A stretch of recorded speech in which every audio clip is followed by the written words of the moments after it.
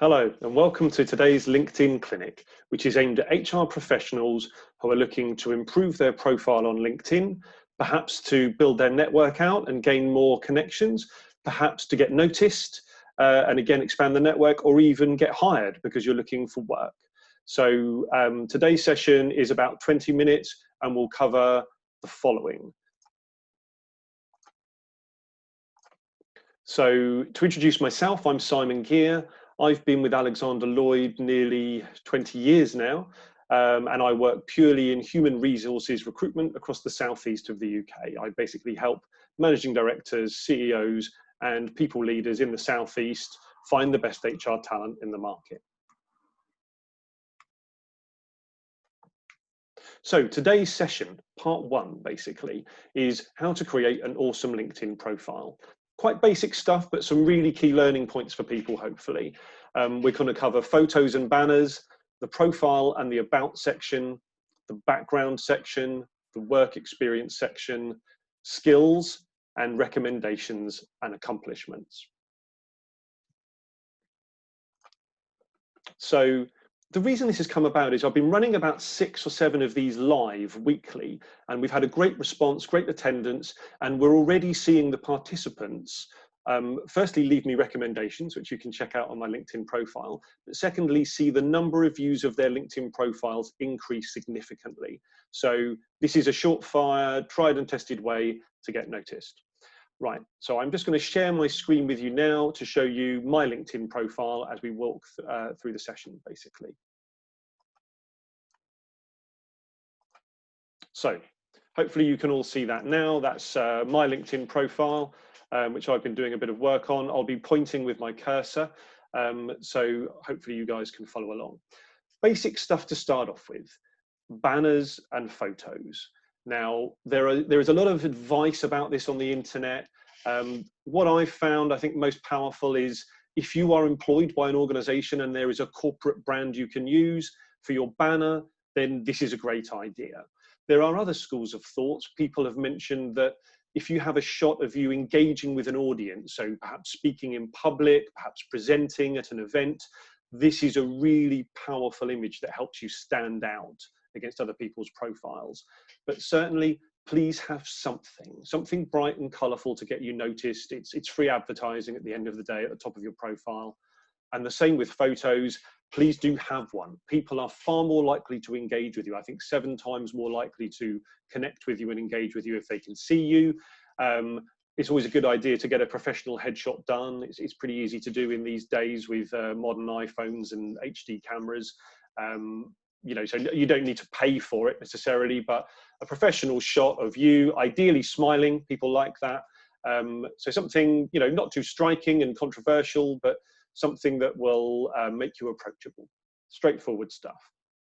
So the first piece, the profile section, I'm just going to click on this here because this is an important part. As you see, I go to the intro section. Looking for job opportunities. Now, this section, which you can expand and actually say what kind of job opportunities you're looking for, you're welcome to put that on your profile and let recruiters, so people that have access to the recruiter license, which is a whole different package produced by LinkedIn, they will be able to find you and narrow you down. So if you are actively looking in the market, this can be a great thing to do. Now, obviously, there are certain pieces to take care of because you are advertising to the market that you are looking for a role. LinkedIn do state that if someone who is a hiring manager who works at the same organization as you, they won't be able to see that you're open to opportunities. But I have to be honest, it's not fail safe. So do use it with caution. However, if you are between roles or perhaps at risk of redundancy or have already resigned, it's a great way to get noticed and narrowed down by recruiters. And I'll demonstrate why. Here is the recruiter tool that LinkedIn offer, and many hiring managers will have access to this. They'll pay good money for it. And as you can see on the left, there are filters. So if we're looking for example, an HR business partner, let's go with that old classic.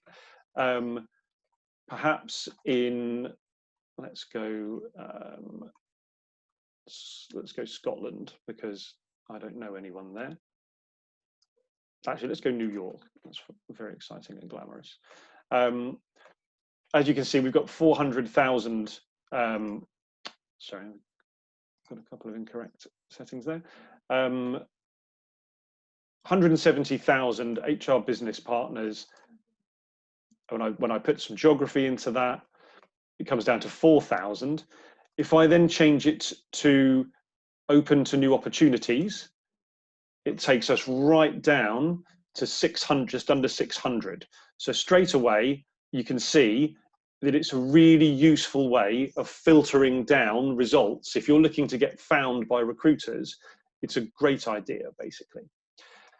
So the section underneath your photo, your profile section, there was a school of thought now, I should say, that states, rather than say what your job title is, say what you do. Make it really, really clear to everyone looking at your profile, this is what I do. So as you can see with mine, I've made a point of stating who I'm looking to help and how I'm looking to help them, which hopefully gives me real clarity on my mission and my vision statement to the market, rather than saying I'm an associate director, which is my official job title, and I'll be honest, I still haven't worked out what it means. So it's a good idea to say what you do rather than what you are, especially if you've got a crazy job title like an HR ninja or an HR sorcerer, which means very little to a lot of people. Again, geography is key, straightforward stuff. People will be searching for you, so make sure they can find you. We do use geography, as you've just seen. I was looking in New York earlier. If you've not got a geography statement on your section, you're not going to appear, so or less likely to appear. So obvious stuff here. Now we have the about section. Now I love this section because, as you're about to see, it is huge. So you can really go to town here, making a point of who you are, what you do. You can basically say a little bit of stuff that isn't perhaps on your CV. You know, what you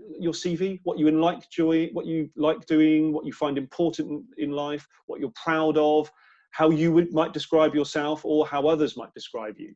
So, but a really important thing is, one, ask some questions. Try to identify the pain points of the market you're appealing to, and state them, and say how you can, how you've solved some of those issues. So if you've done lots of HR transformation work, ask a question about HR transformation, and then make a statement about how you've successfully transformed an organization. Equally, scrolling down here, you'll see this specialities section that I'm just going to highlight for you. Now, the reason I've done that, it's a fairly ugly looking piece where I've just free typed in lots and lots of things, and they're in there so that they are found by LinkedIn searchers when they do things like look at keywords. So people over here type in keywords. They may be looking for people with change management or HR transformation or global mobility, some of these really niche skill sets. If you've got these pieces in here, in this section, you are far more likely to come up in that search than if not. So it's a great way of just dumping a list of all the things you want to be associated with.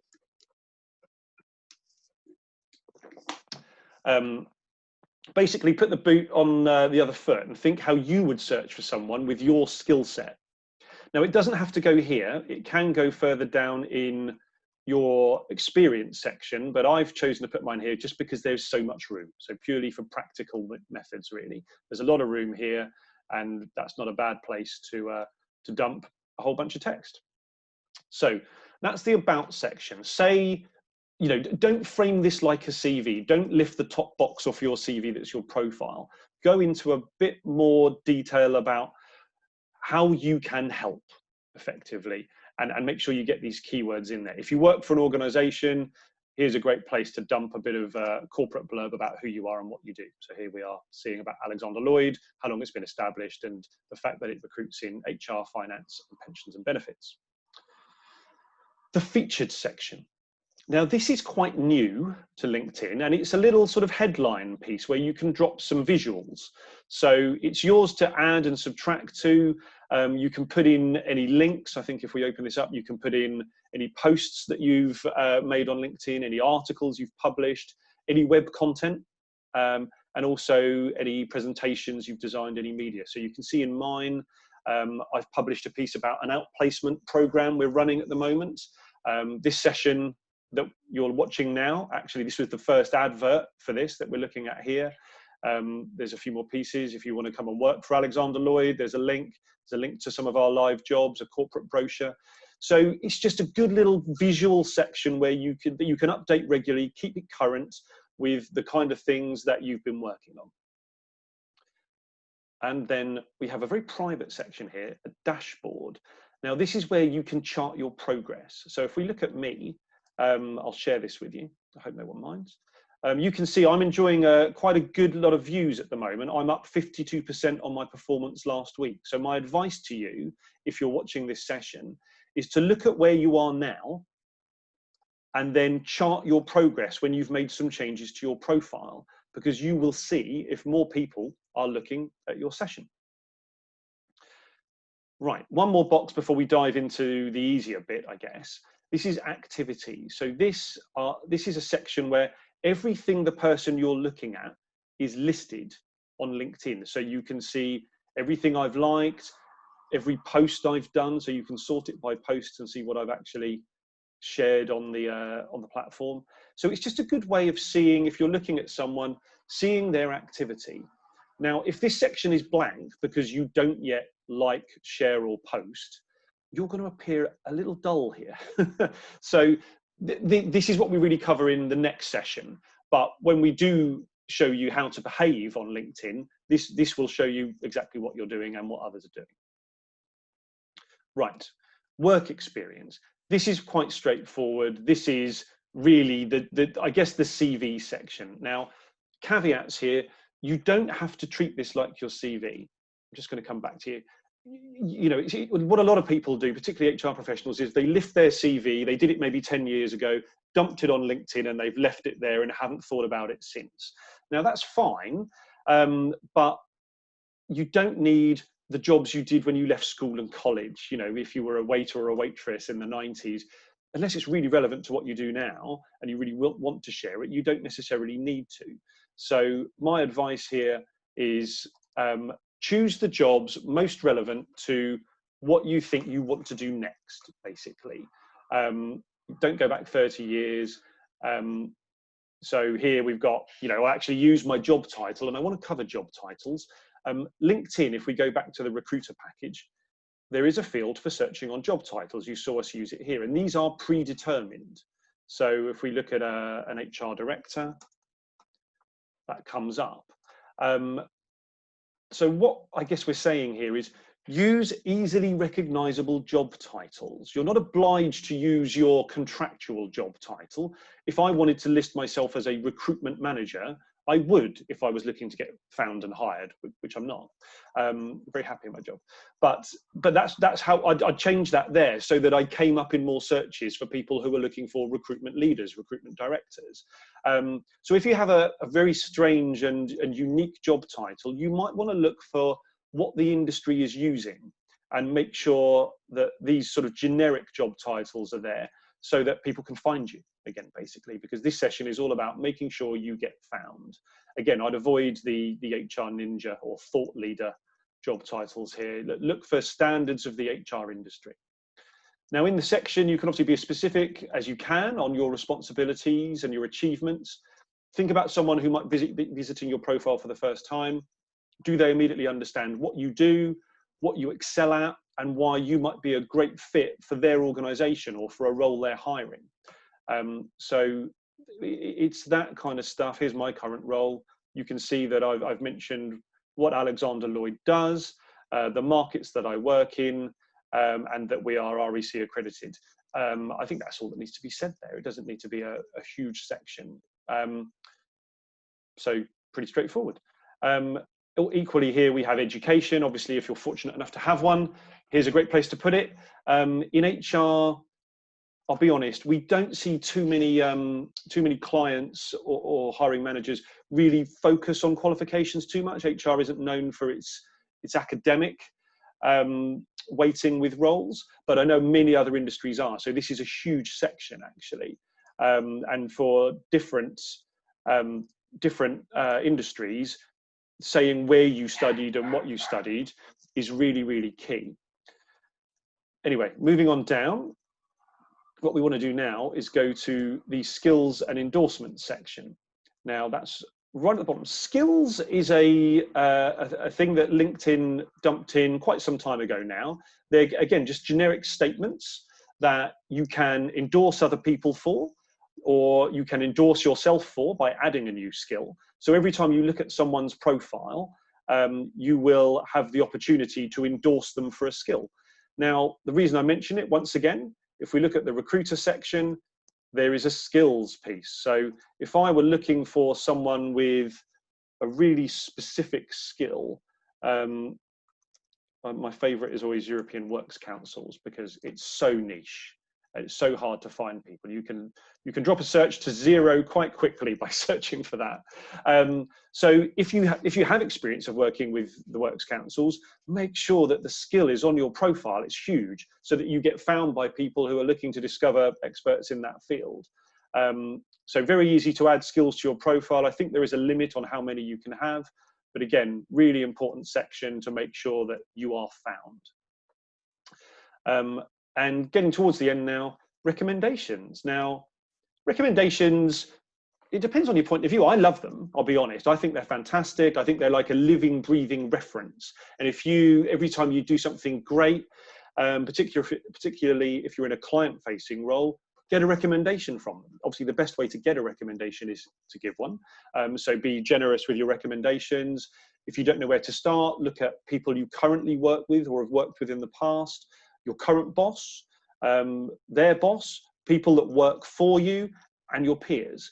And you can start building out these kind of recommendations. So you can see here, almost as if I prepared it, is someone saying that they really enjoyed the webinar that you're now attending, and someone else, but you can really just use these to track over the years, basically, your success. I mean, when I'm hiring, I'll be very, very honest. If I'm looking to hire someone to work with me at Alexander Lloyd, and I've had a look at their LinkedIn profile and they have no recommendations, that's one of the key interview questions I would ask them. Why do you not have any LinkedIn recommendations, to highlight, your presence in the market and to show what people think of you? Because I just think it's free advertising. Again, at the end of the day, it's a current reference, and it's a great way to show people that you're efficient at what you do. So after recommendations, there's another little section, there's accomplishments. So if you're fortunate enough to have been published in magazines or on websites, here's a great place to dump that content. I think I was interviewed way back in 2016 by People Management. There's an article there where I was talking about, how we search for HR directors, some change board work, coping with redundancy, etc. So if you've been published, get that work in here. It's a great place to, again, just add some variety and color to your LinkedIn profile, to, again, show people, what you're all about, really. So that's kind of the basics. I mean, the key things I want to highlight and remind you about are, make sure you've got a photo and a great banner. Make sure your profile says exactly what it is you actually do, not necessarily what your job title is, because that makes it very, very quick for people to try and get to understand whether they should be engaging with you, really, and bothering to scroll down. Make sure you use keywords. Make sure you do everything you can to associate your profile with what you want to do next, so that people can find you online, basically. Because at the end of the day, if they find you and like what you're doing, they're going to want to connect with you. They're going to want to add you to their network, and also potentially, if they're hiring, they may want to talk to you about open positions. So really key stuff. Job titles, use generic job titles. Don't use crazy ones. If you have a crazy one, sorry to hear that, but try to find the industry standard for your job title and use that, so that, again, you can be found quite quickly. And in that same method, use skills to highlight sort of key things you've done. Have a look at the skills dictionary on LinkedIn and make sure that you've got skills applied to your profile. And you will see the following. Hopefully, you'll see your views jump right up, which is the key. That's part one, really, is making sure that you know, making sure that more people are noticing you and you get that ascension on the profile viewings. So that's really the end of session 1. What we'll be covering next time is in part 2 are really your behaviors on LinkedIn. So let's treat all social media as a party. Let's join it. Let's find out who to connect with and how to connect. Let's start doing some activity. Let's start engaging and liking. Let's start sharing other people's posts, and let's think about writing some content, and let's understand how groups can work for us to really grow our profile, basically. So that's what the next session will be about. But just to give you a reminder of me, any questions, feel free to come back to me directly. I'm Simon Geere. I work at Alexander Lloyd. I help MDs, CEOs and HR directors in the southeast of the UK find the best HR talent available. You obviously have access to my LinkedIn profile. Please feel free to take a look.